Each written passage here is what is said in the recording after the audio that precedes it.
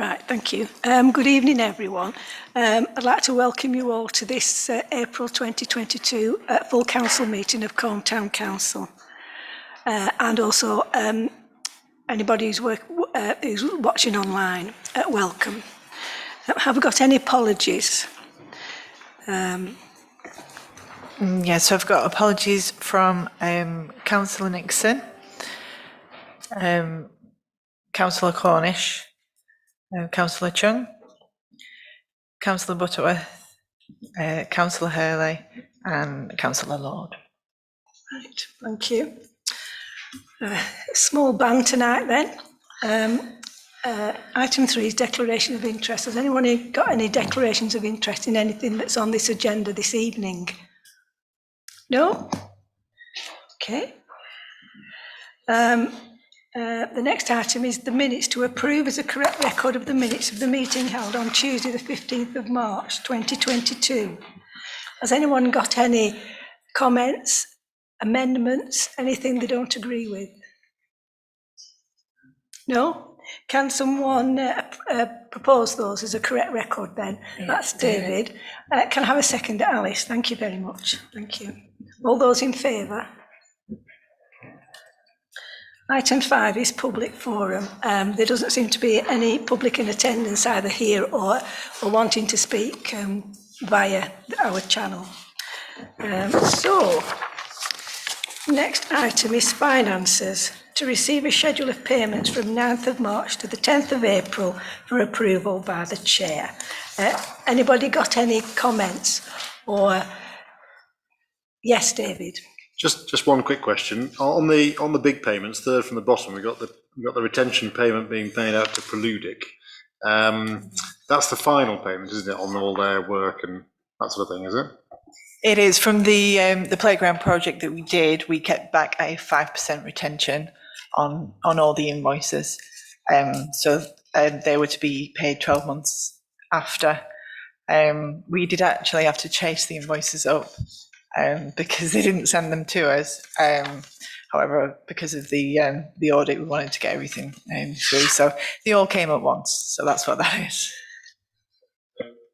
Are they done and dusted then, or have they got some other longer running contract with us then in terms of maintaining, looking after, etc.? No, that is it now. Yeah. Mm-hmm. Apart from that, are you okay that I can sign these this list? Can I have someone propose that, please, to move that? Howard Thomas and seconded by David Coburn Price. Okay.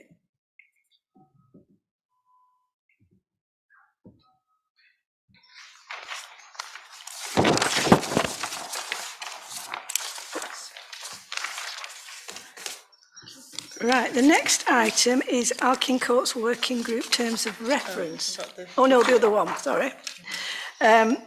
This is to receive the summary of budget spend and commitments as of 31st of March 2022. Has anyone any comments, amendments, queries? Can I just, I will just explain that because we're not able to update the Amiga financial system for April transactions yet, because we're still pre-audit, which is why you only got a summary up to the 31st of March. Everyone understand that? Happy with that? Yeah? Has anybody any questions on this paper? No? Can I have someone to move these, please? Ken, thank you. Not Ken.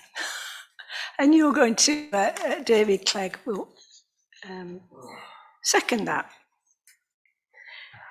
Right, now it is the Alkin Court's Working Group Terms of Reference, item 7 on your agenda.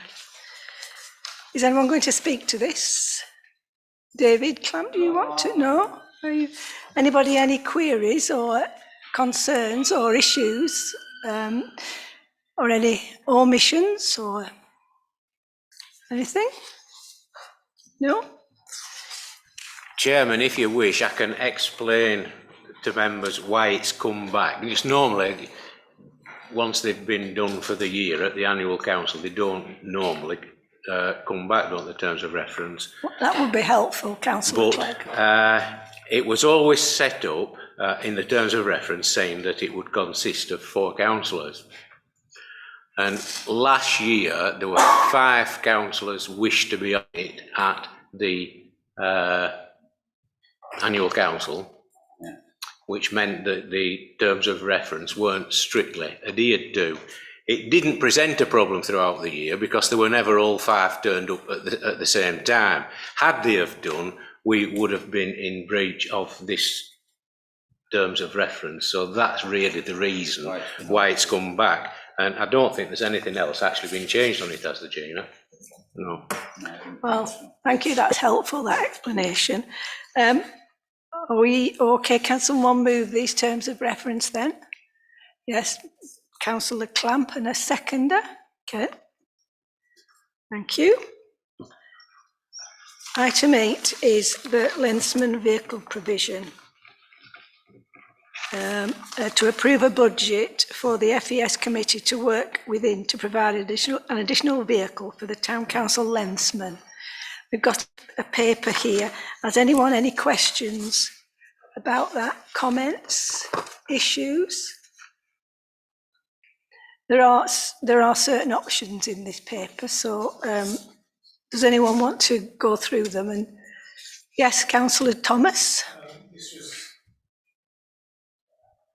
This was discussed at the last FES meeting when the options were gone through in some detail, and in going green, the best option was thought to be a second-hand electric vehicle, which is where the figure of 40,000 comes from, which was, what was it, 34,000 for the vehicle and approximately 5,000 to charge it.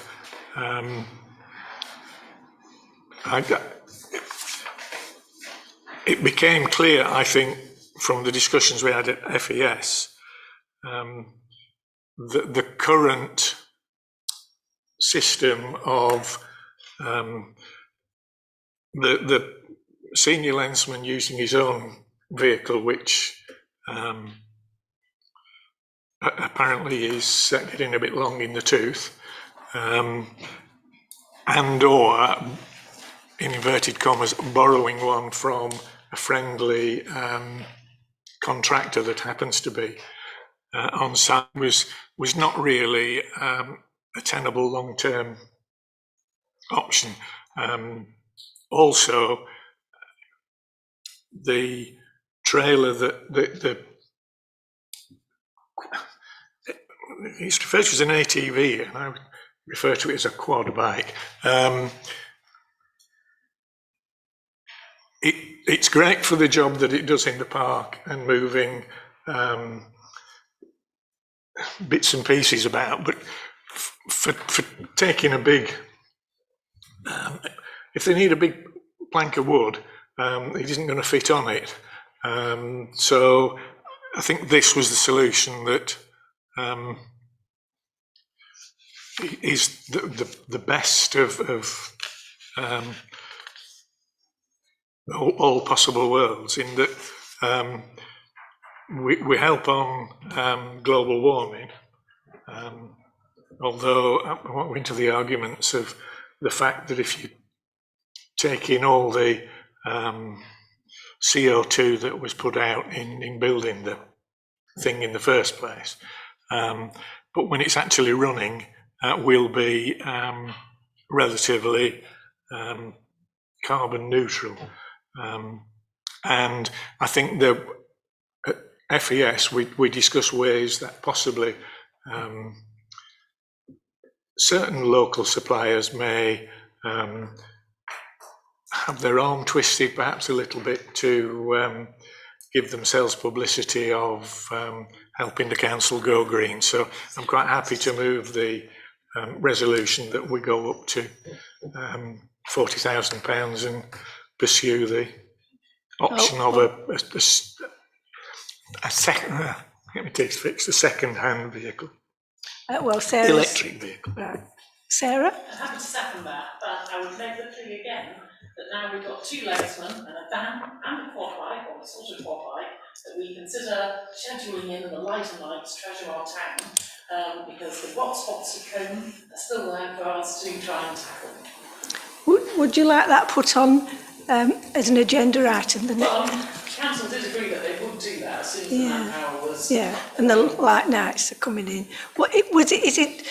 I know you'd usually do it at tea time, and that's difficult for me. In that I'm not saying I'm sat at home making a meal, but we pick up our grandchildren, have to wait till their parents come home, and then it's just finding a time when everyone can do it. I mean, not everyone can do it, of course, but you know, sort of after work, 6 o'clock. The point is, it's only an hour, so we try to do it so that nobody feels too pushed on. And can you explain? Do you do it in areas, or do people come and tell you, look, this is horrible, and then you'd go to those? There are established areas in Combe that aren't the centre of the town, that are repositories for things to go wrong. And what was good about it was that you got a snapshot in time this year compared with last year, or the year before, or the year before. So you saw hopefully an upward trajectory, and most things improved, but some things declined. So yeah, I know where all the places are. So I was going to say, I know that it did go to full council, and I think we did actually agree who wanted to be involved with it as well at the same time. So, Nathan, do you want to? Oh, right. Okay, so we'll do that then. If we're diverting to grotty spots, I'll make a plea for something to be done to stop the vans parking on what was Richmond Court. I think we've solved that, Councillor Thomas. We're in the process of sorting it. It needs sorting because poor old Doug the jeweller can't be seen, and I know some people didn't like the new building in its totality, but it does need sorting out. Yes, Alice. Do we have a list of jobs that the Lensmen have already got on their agenda to do, so that they may already have identified the grot spots, perhaps like the benches that need repainting and things like that? Do we actually have a priority list? the Lensmen are only actually doing work on land that we manage. But I gather Treasure Our Town is apart from that. So we would pick an area that and then clean that up. But that's could be someone else's land. It's not. But the jobs that they have now is just our land. So could we perhaps for Treasure Our Town have a paper to see what options there might be and how it can work and who might help and who might do what or other? Yes. Well, I have sent the templates and the letters. Essentially, how it works is that we as a group, or Pick Up the Pendulum, all the people that we invite go round, and it's to do with having fresh eyes. So it's not just or only or solely about litter picking or finding fault. Sometimes in Treasure Our Town, you might notice a really lovely shop or a really lovely business and send them a letter of congratulation. It's not just being miserable, it's being positive as well. And people do respond to that. I've sent all the templates to the clerk, so you see how it works. And it's really just everybody looking about. And it's curious how what is obvious to me is not obvious to Kevin or obvious to Mary, but becomes obvious when there's a group of people. And at the same time, we pick up some litter as well with Pick Up the Pendle. But it's really to do with being visible within the town and bringing other people along with us on the ride. I think we all know, for example, in our house, I sometimes put things at the bottom of the stairs to go to the top floor. And if I walk past it too many times, I stop seeing it. And it's the same with the town. You've got to focus on these things. And when you're driving about and doing business, you don't focus on them. But when you focus on focusing, you do focus on it. So that's really how it works. It's two things at the same time. The lensman is merely there to log the spreadsheet to note the change, or the officer input is to do with noting the change and noting which letters have gone out and which replies have been received. That's what it's about. And with regard to Richmond Court, as I explained to you, Mary, in my email, essentially at Cone Area, it was felt that it was solved by changing the lock on the bollard. But they've now come back to us to say, actually, that lockable bollard was really possibly a chimera. And so therefore, to be on the safe side, they're adding another bollard. And that is Pearl and Pendle Borough Council working together. So that is fully poised to be resolved. Thank you. Just for clarity, and Peter Birtwistle Trust shortly become the freeholders of that piece of land. However, in terms of organising the bollard, it's not the Peter Birtwistle Trust, as you're aware. Right. So, Right, I was just going to say, I think we've gone slightly off topic. can anybody move the vehicle provision item? Yes. How would we do it? All right. Yeah, before we vote on it, Chairman, and I don't have a problem with it at all. I think it's the right thing to do, and it does show that the Town Council are making an attempt to move to being a greener sort of council. I don't have a problem with that at all, and I think it's the right thing to do. What I would like to clarify is this has actually come from FES to approve the spend. And there are only one FES meeting per month, so there's 4, sometimes 5 weeks apart. Are we now authorising it for officers to go ahead and get the vehicle? Or how are we going to decide which vehicle is the right one for us to get and who's going to make the decision? Are we delegating it to officers? Because if we are, we need to do that. Well, I think we do. Or are we delegating it to a group of people, possibly from FES? And we need a way forward, because if one comes along and it's just the thing we want, we don't want to wait 5 weeks and then 4 days later someone else has jumped in and snapped it up and it's gone. Because there is a fair saving on if you get one sort of a year old that's been a demo or something like that. We'll know as soon as they're going out at showroom they've lost X amount of money, haven't they? And that's the time to be getting one. And I just want some clarification. Are we devolving it now and delegating it to officers, or are we delegating it to a small group? That's all I want to ask. Well, I shall ask councillors their view on this. Is that okay? Is that everybody's So we're decision? delegating it to officers to go Yeah. ahead and do it. Yeah, okay. And they don't need to wait for another meeting. No. So we're authorising the payment, Yes. in effect, so it can be signed on. Yeah. Yeah? Yeah. Yeah, that's fine. So can we vote on this then, that Yeah. we're happy to get this vehicle? Right. Yeah. Okay, thank you. With that proviso added to it, that Yes. they got delegated for that spend. Right. That one. Blues Festival update. Gina? Right, yeah, so I can tell you that the full lineups for the main stages have now been announced and are online. The tickets went on sale on Friday, the 8th of April. We originally said the artistic director only wanted a limited amount of full festival tickets to go on sale. So we originally put 100 tickets on. However, they all sold out in the first weekend. So we have now put some more full festival tickets on. So we've had another 250 tickets. All in all, we've sold 187 tickets so far. He did want to concentrate on selling the day tickets as well. So I think there will be certain pushes on that on social media and PR advertising. Yes, Kevin.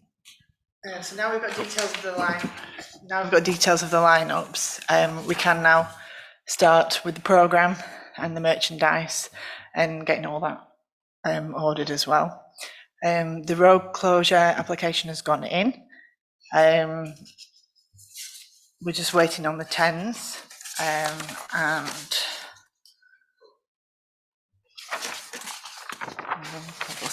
lost my page. Yeah, and the traffic management has been confirmed as well.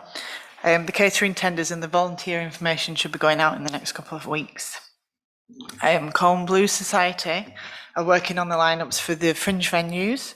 Once we have details of that, we're going to put a dedicated link on our website that will go straight to theirs, which it'll all filter in and all be standardised to all look the same. So, yeah, and I think that's about it for now. Kevin?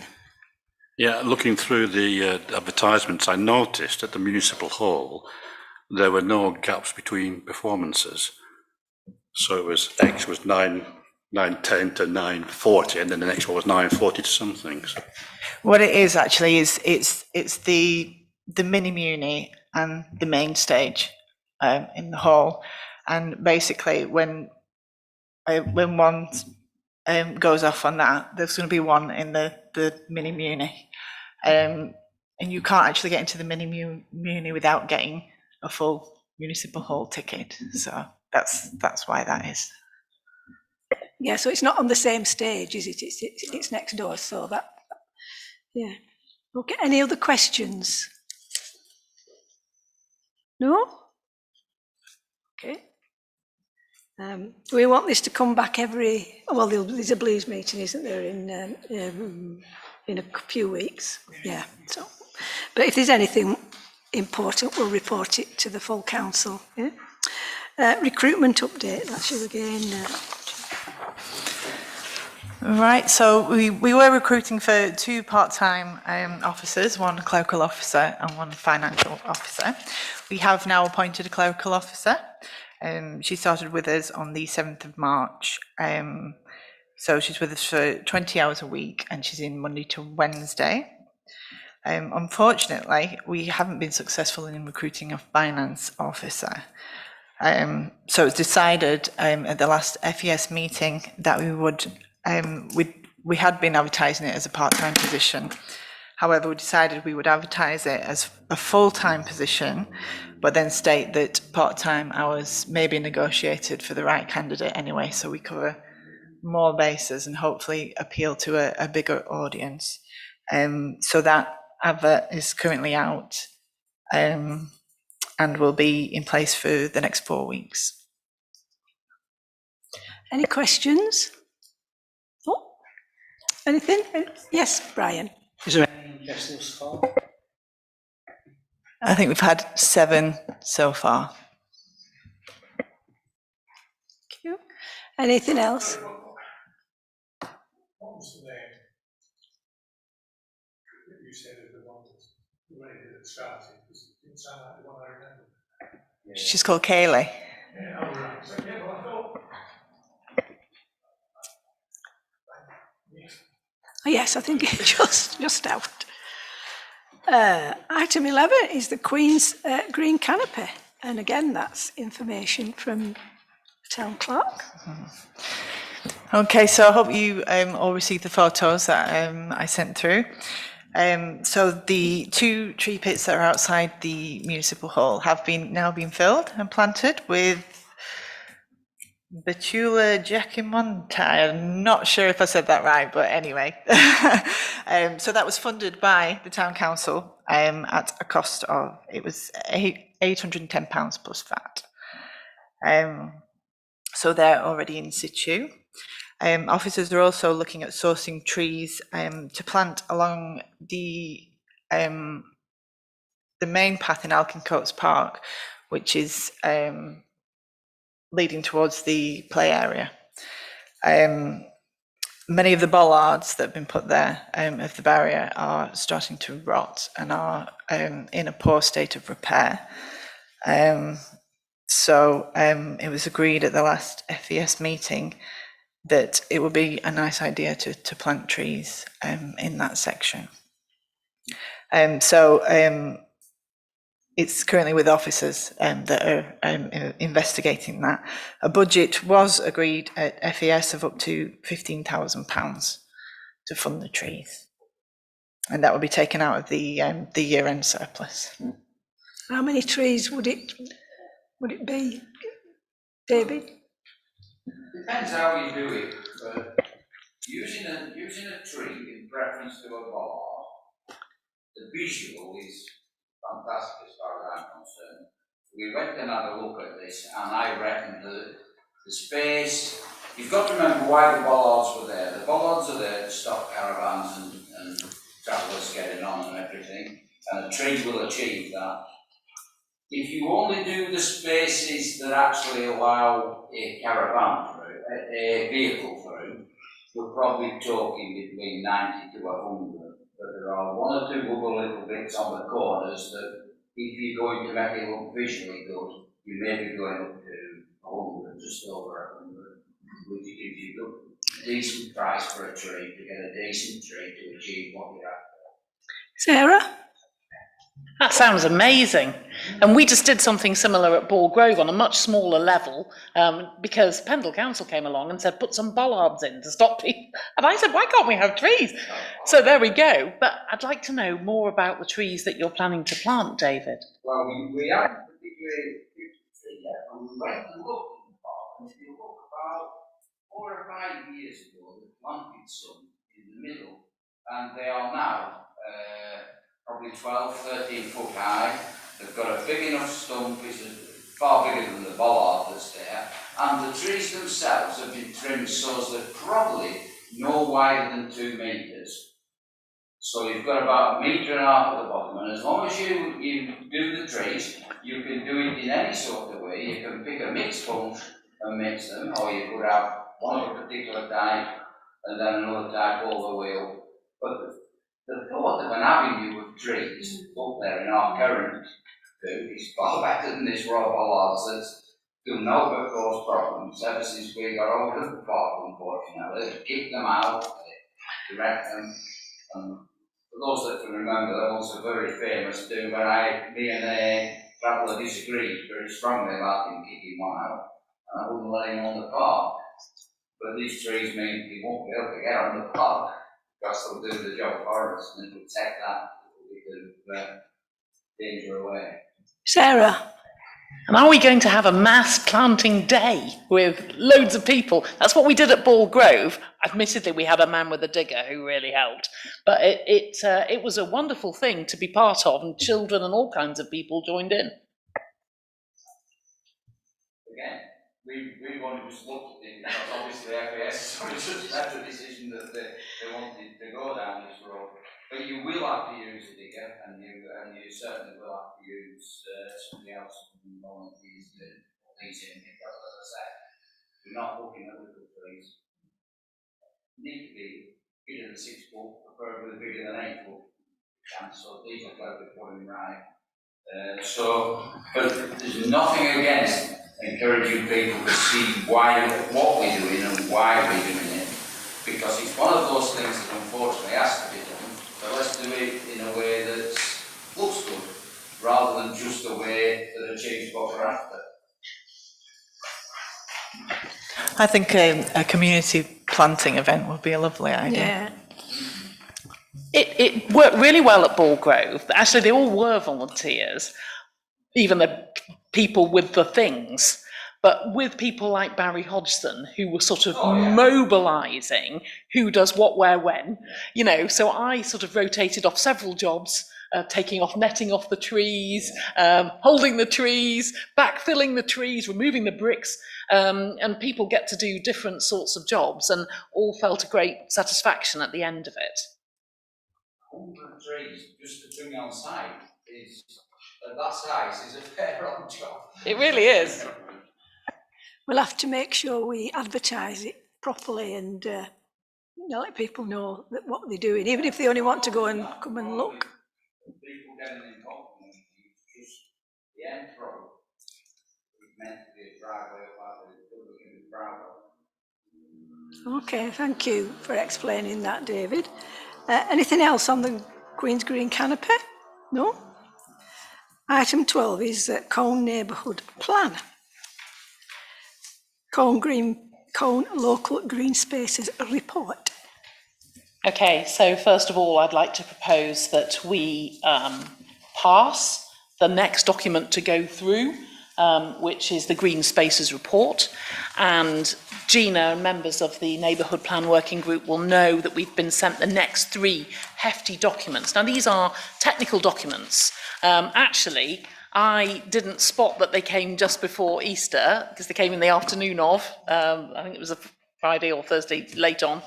So I haven't looked at them yet, but I know what they are. So they are technical things to do with the environment and ecology, and to do with the consultation itself and how it's been run, the series of consultations that we've had.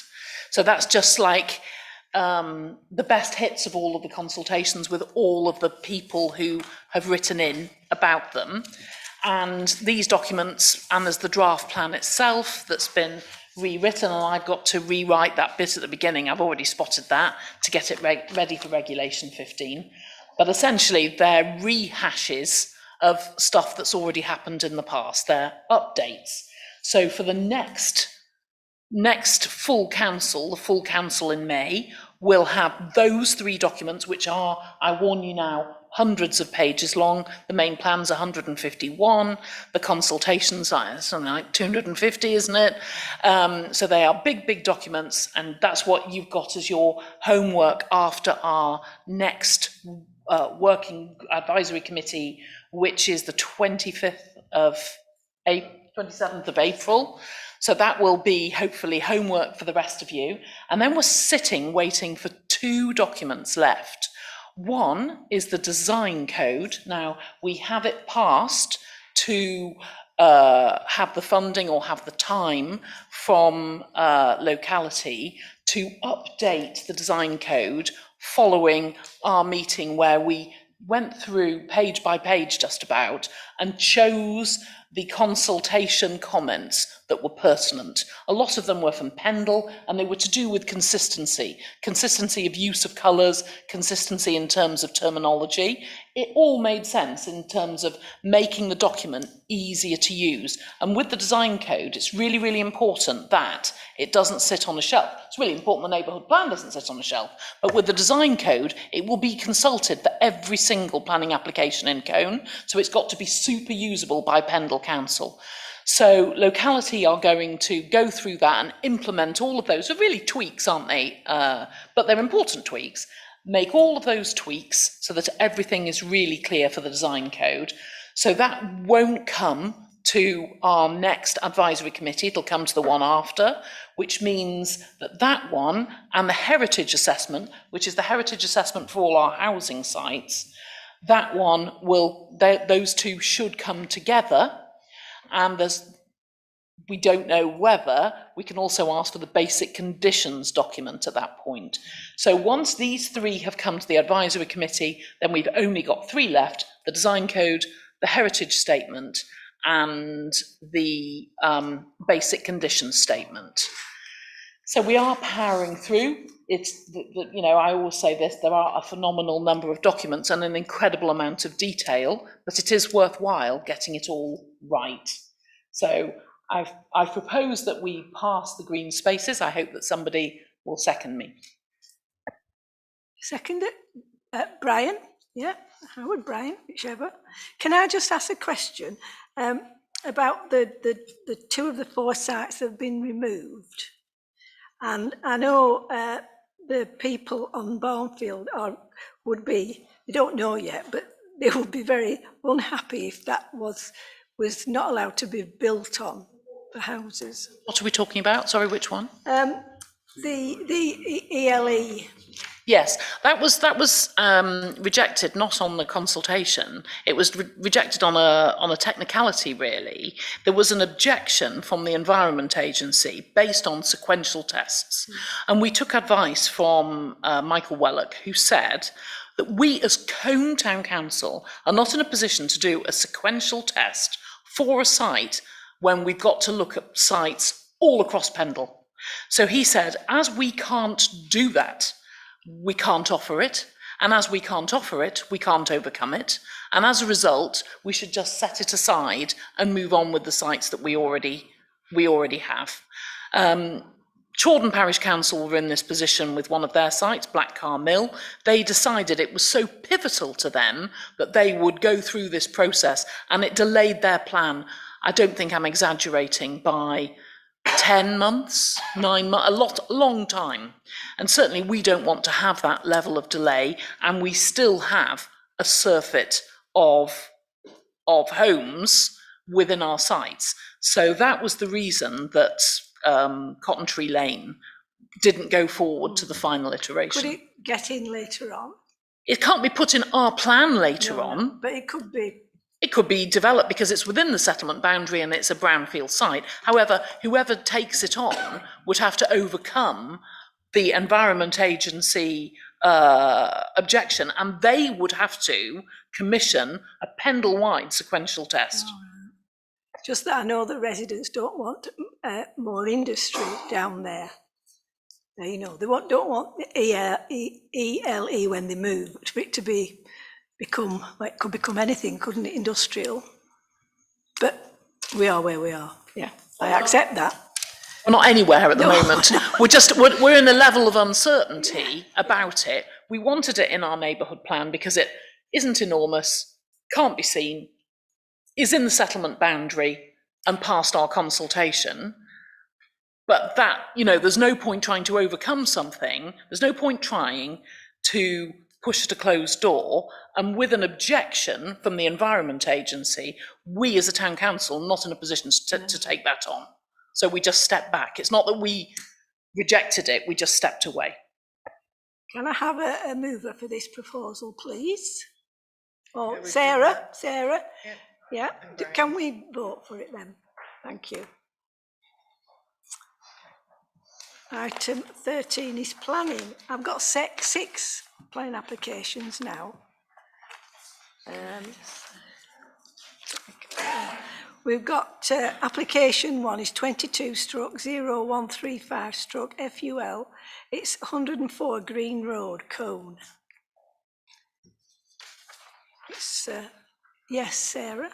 I think that this is it's a retrospective application, and I have asked advice from the planning officers, given that it is a different use class, whether this should be allowed.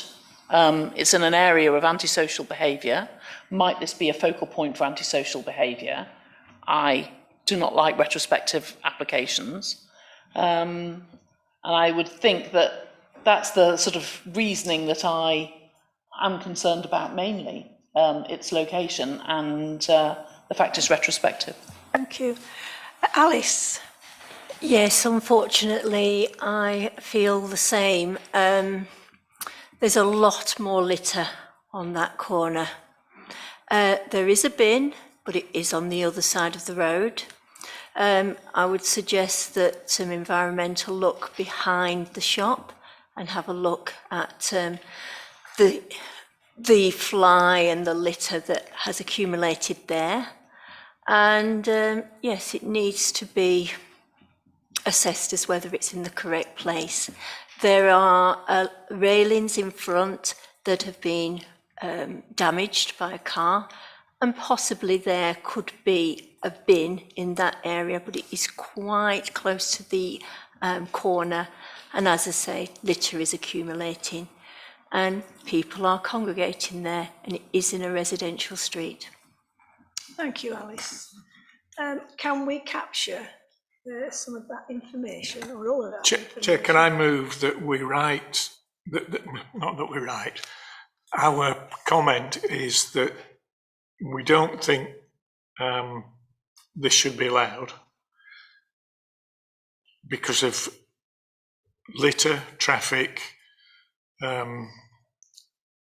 scope for antisocial behaviour.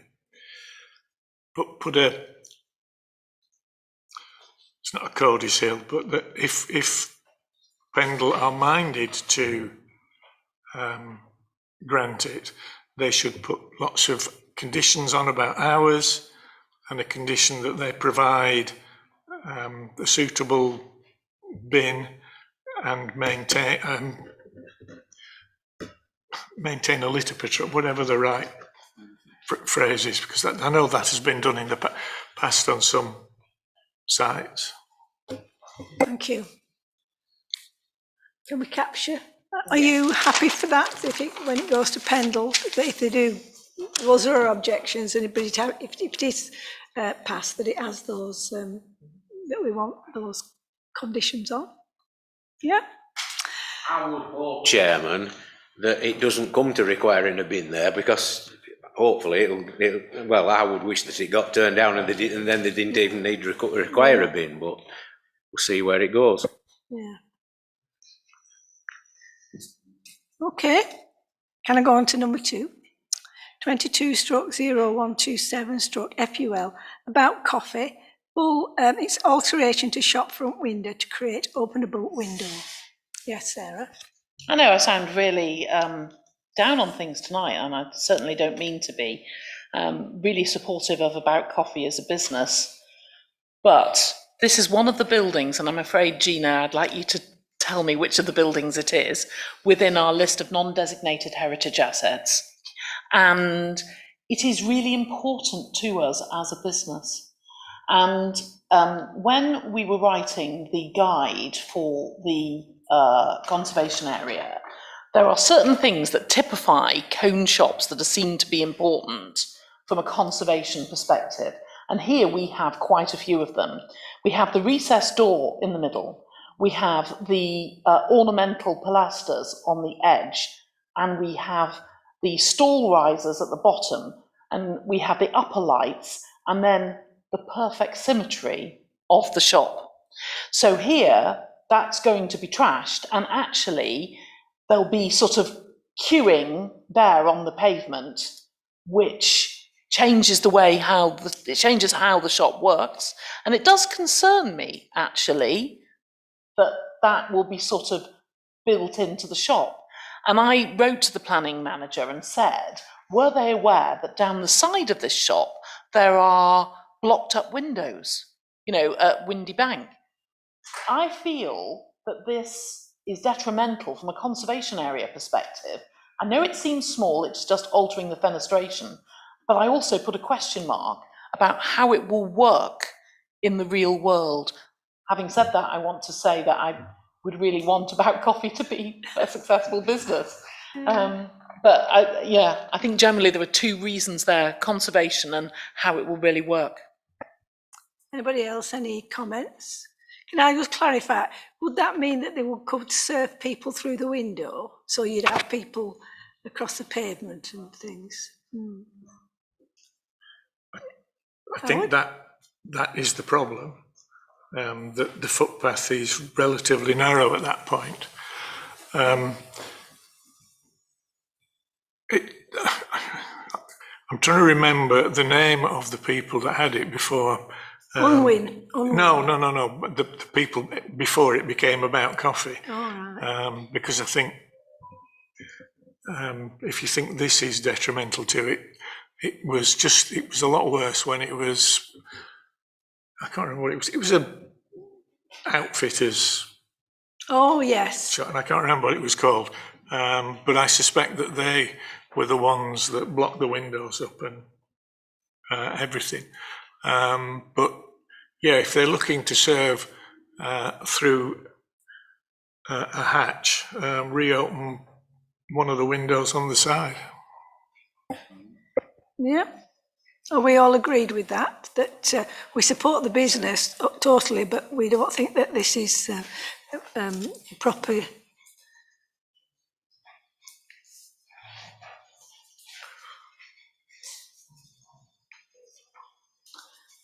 Okay.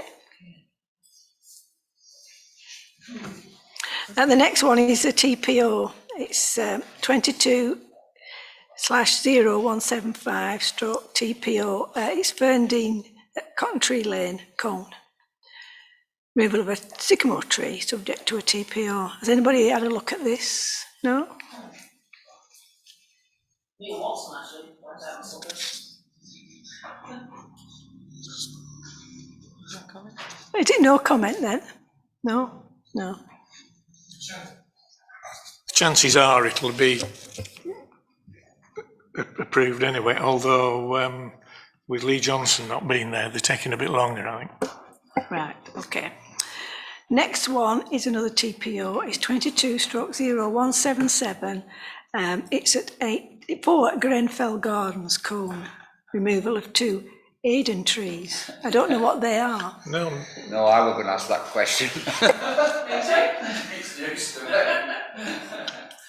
Eden? We've actually purchased the book, so that in the park we can look at the bushes and everything and the shrubs and everything, so that we actually prune them at the right times of year, and I can't even find it in there. All right, maybe it's a typo, I don't know. But again, no comment. it is a species of the pea family endemic to West Tropical Africa, according to Dr. Google. Oh, yeah. Pea family? I didn't know a pea were a tree. Well,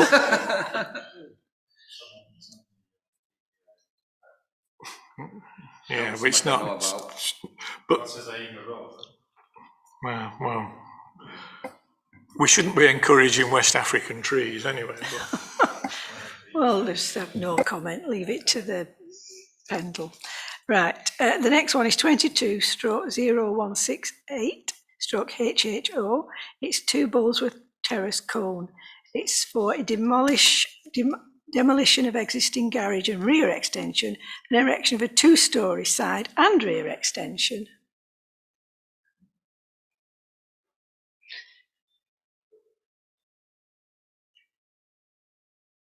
Is Bullsworth Terrace at the top of the tram tracks, is it? This is a resubmission, and this is a wildly improved design. If you remember, do you remember this? It came several months ago, and it had a bizarre, very dominant pyramidal roof to the front. Oh, yes. Do you remember it? And it's on a corner that's super visible. It's not on a straight piece of road. And actually, I hadn't seen this application.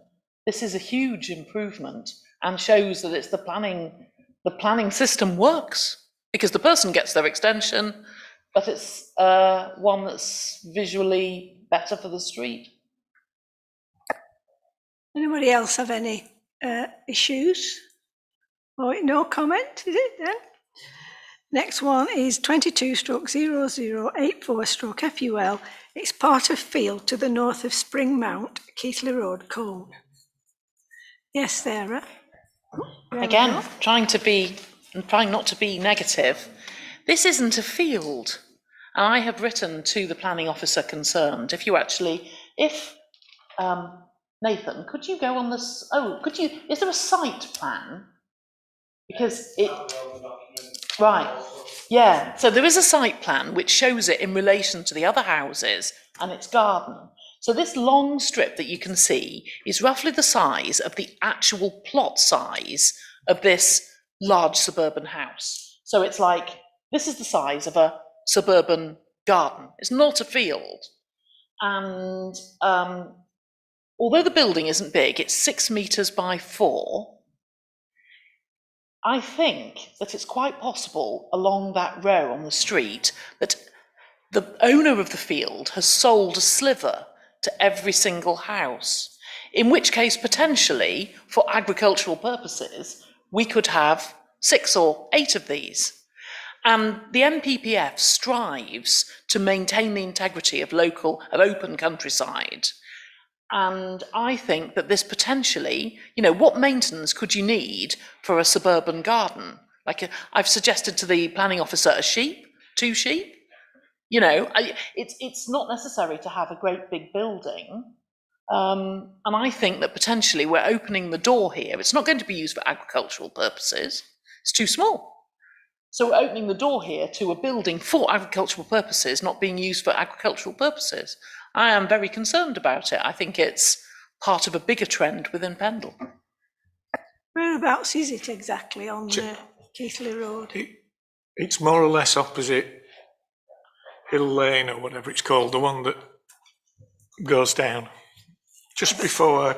Bentley? No. No, not Spring Grove. Sorry. Oh, no, Sorry. yeah, that you can come up from, Yeah, it's either the house next to or the next door but one to the Hartley Homes. And what makes it worse is it's greenbelt. Just to add an extra objection to it. This came through on the list this afternoon, and Is it Tim Webber's? no. it's just before you get to Hartley Homes on Keighley Road. And it's news that, because there's been a for sale sign in that, in various plots of land along there for a while. And I, when looking at it, thought, oh, perhaps it's the people in this particular house have just bought this piece of land. But if they're selling it off to others, this is the thin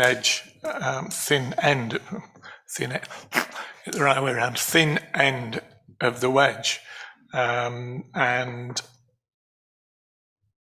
yeah, it's a sort of thing you would have if you had a biggish garden and you wanted to ride on mower to ride around your paddock. But I suspect it's a toe in the water to get a building within the green belt and then start by stealth building on the green belt. They say they've got access through their own property onto Keighley Road because they haven't got a right of access on any other way. So I think this is extremely. I don't think that there's a word iffy in the planning lexis, but that is certainly what it is. And I think we should, at this stage at least, oppose it. I have, for a long time, ploughed a very lonely furrow saying that although this isn't a building in a big house's garden, it is almost by the same category, and the nature of the houses along there are that they are big houses with relatively large gardens, and if we're going to have a mix of houses in Colne, we should at least keep some of the ones that we've got. I'm guessing that they are either just pre or post-war houses there. But as I repeat, it's the thin end of the wedge. So are we, yes, David?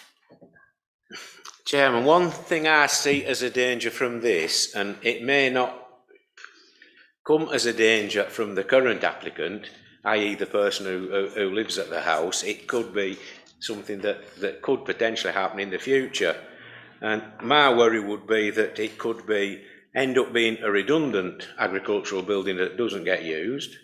So then the land and the building becomes part of the garden, and then the owner of the house says, oh, my garden's far too big, I'm going to put a planning application in to build another house in the garden. And I think we could end up there if we're not careful. Trojan horse. Yes, Sarah. Obviously, within planning, we're not allowed to consider the Trojan horse, and that can sometimes be really frustrating. Is that Hector? It's Hector. It can be really frustrating. It recently happened in Trawden, where a large garage has now become an Airbnb.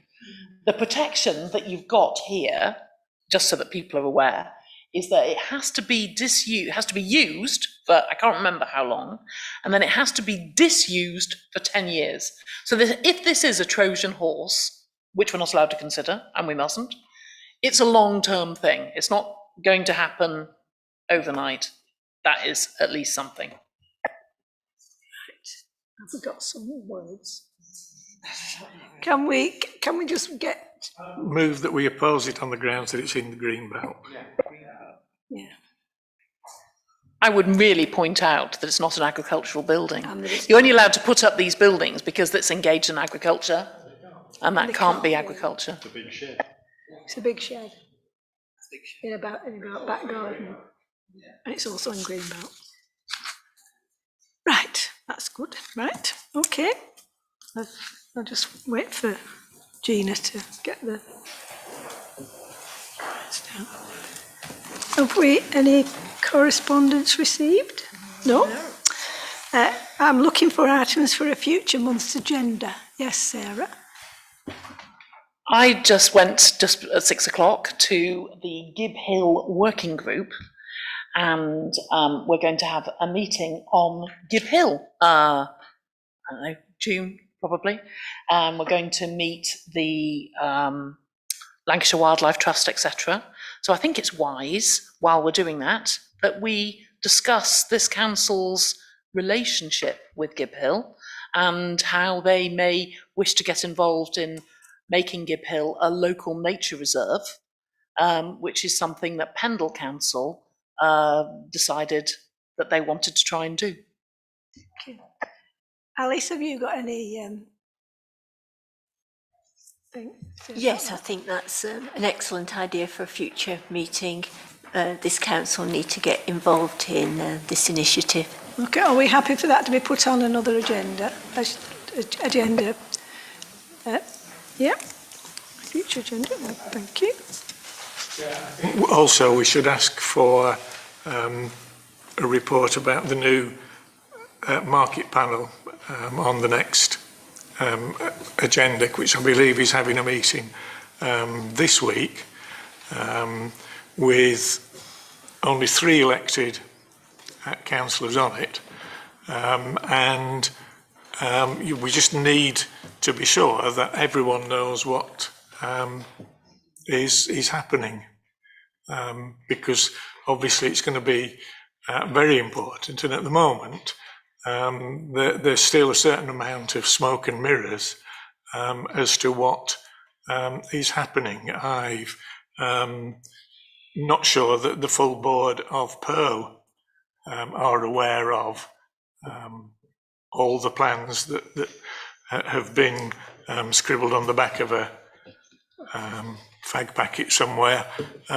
So, you know, the sooner that some concrete proposals can be seen by people, the better.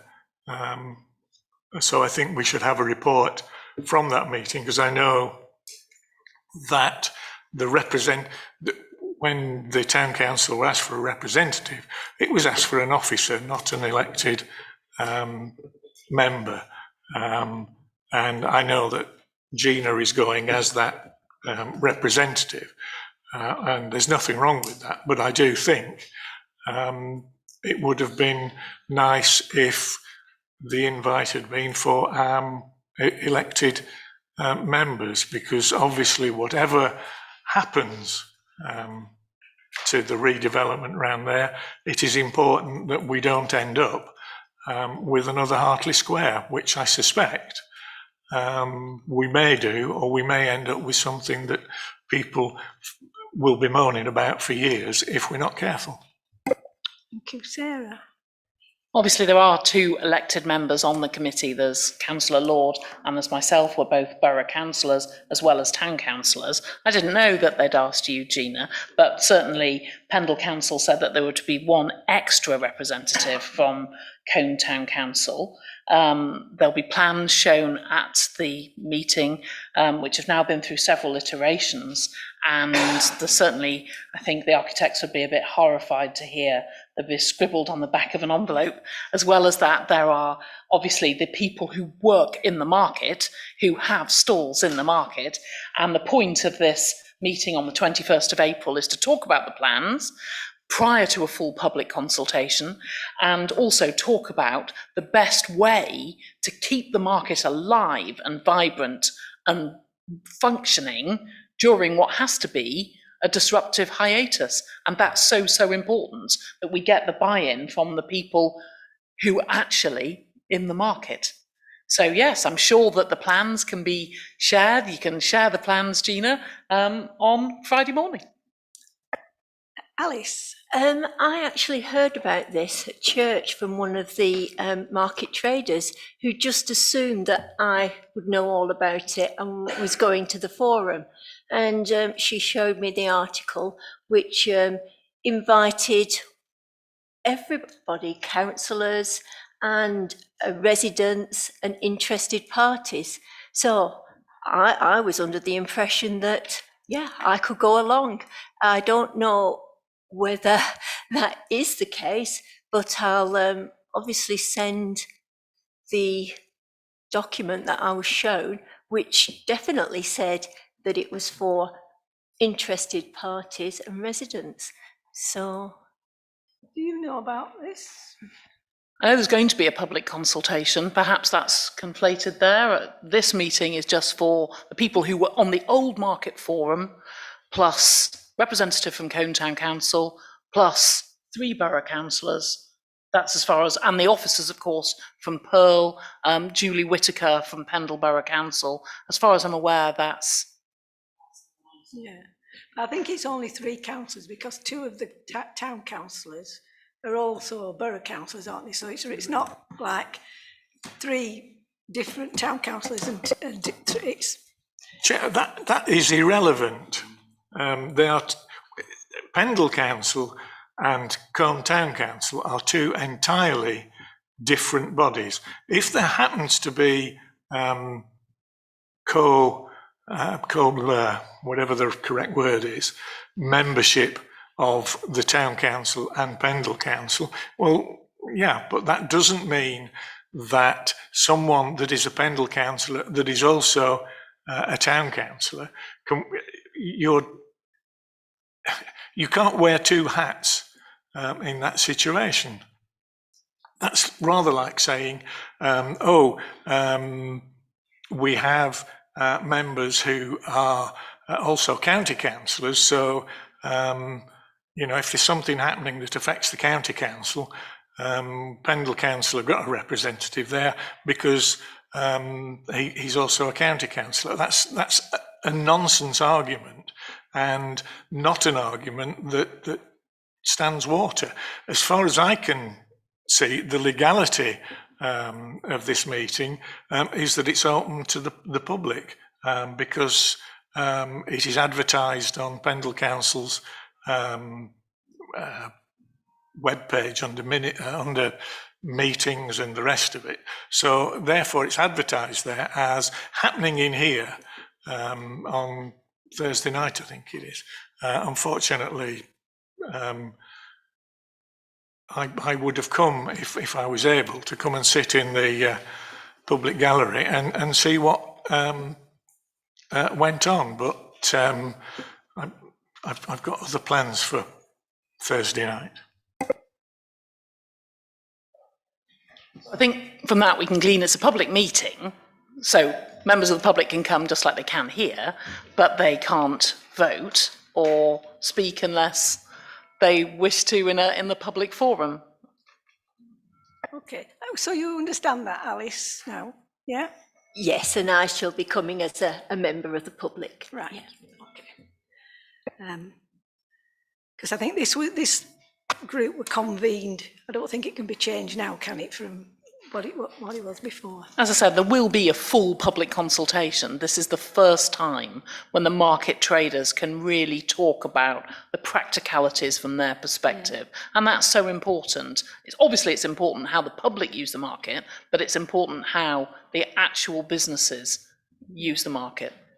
But you know what, I mean, Hartley Square, when that was built, nobody had any input in at all, and it's not the best, not the greatest advertisement for Cone, is it? It's just bland. Yeah. But anyway, thanks for that. Chair, that was the ripping out of the heart of the top of Colne was done under a Conservative controlled old Colne Borough Council. So we hope that perhaps now things are better.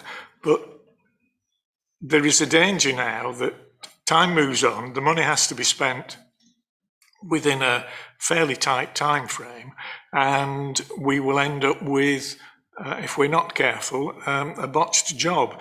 I think if things had been much more open right from the start, rather than, as I say, smoke and mirrors and what have you, we would be in a better position of getting something that was, I was going to say pleasurable to everybody, that's the wrong phrase, but people would hopefully be proud of. And if they have felt that they've had a reasoned input and been listened to, there is every chance that that will happen. I just hope that it does happen.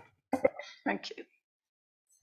I'm glad that ended on a positive. Essentially, this is £6.5 million from the Conservative government for Colne. It's going to upgrade 3 theatres and the centre of town. It potentially will solve the massive queuing problems of traffic endlessly coming up Albert Road. It will see more trees being planted. It could easily do that, as Craddock Road could potentially now go 2-way. So, yes, it could potentially go 2-way. So there's lots of opportunity here, and I think that the people in this room should look positively to try and give their positive input to get the absolute best for this town. This is a huge investment. It will improve the town, and this kind of investment leads to more investment as people think, oh, Colne's the place to be. We need to talk the place up and not obviously repeat the mistakes of the 1960s. We have that in front of us in the neighbourhood plan. That's why this area is a redevelopment zone. It's a redevelopment zone because of the problems of the past, and we certainly don't want to fall into those problems again. Thank you, Sarah. But I mean, it's just that I think everybody wants to know at some stage what the plans are and how they can help give their comments. You know, let's. So item 16 is the date and time of next regular meeting, which is the Tuesday, the 17th of May. Thank you. And can I just, while Nathan's here, can I just mention the event that he did on Saturday?